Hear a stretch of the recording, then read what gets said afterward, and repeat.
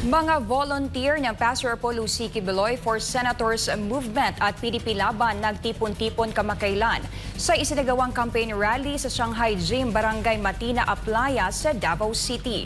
Alamin ang balitang ito mula kay Ashley Bidico.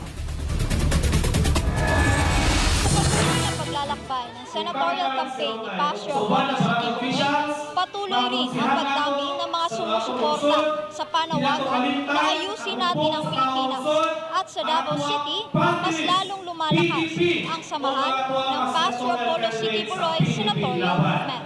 Dahil sa kaliwat ka ng isyu sa korupsyon, abuso sa kapangyarihan at walang malasakit sa kasalukuyang administrasyon, unti-unting nararamdaman ng bawat Pilipino na magkaisa upang wakasan ang ganitong sistema. Bisakon sa pagdaot sa mga tao sa iyaha, pero ang iyang ang mga katauhan gusto niyang pagbabago. Mao na kita musuporta gyud sa President Duterte ug sa iyang mga kagrupo.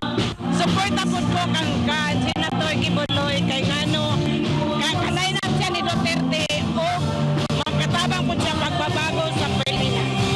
Ako dili para lang sa religious sector namo dili basta tanang Team Duterte among suportahan kay ngano man ang among objective is protektahan si Bibi Sara para dili siya ma-impeach o para makaulipot si Tatay Digong.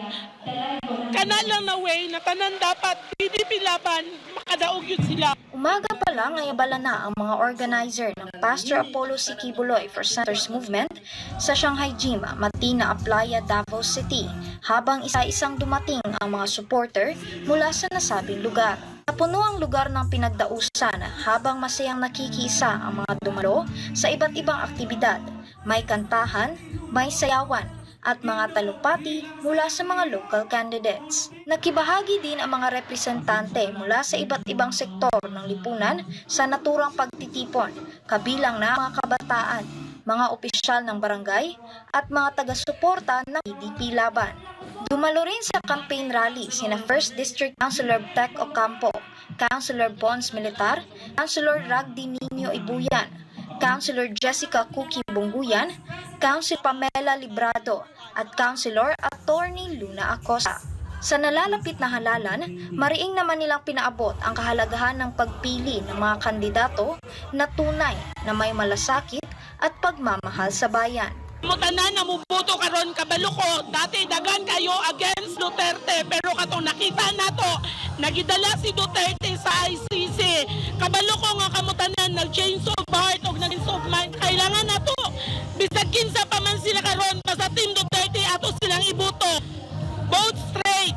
Ignap lang pud kita og paymangdo lang sa ato ang mga kabatanunan no na ang ato ang mga boto sagrado sa ato kaning kamutan nga mahatag ang ato ang best shot no kay para kini sa mga sumusunod ug umaabot pa ng mga henerasyon. Nagpahayag rin ng kanilang pagsuporta at kumpiyansa kay Pastor Apollo ang ilang mga personalidad na dumalo sa nasabing aktibidad. With hubog sa taong lungsod, full support yun sa mga candidates sa PDP. No, isa na to sa atong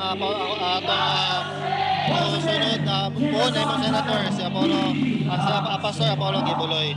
Isa yun sa mga mulaban para matama ang kailangan ng tama dire karon sa tuwang Pilipinas. Patunay lamang ito na malakas ang suporta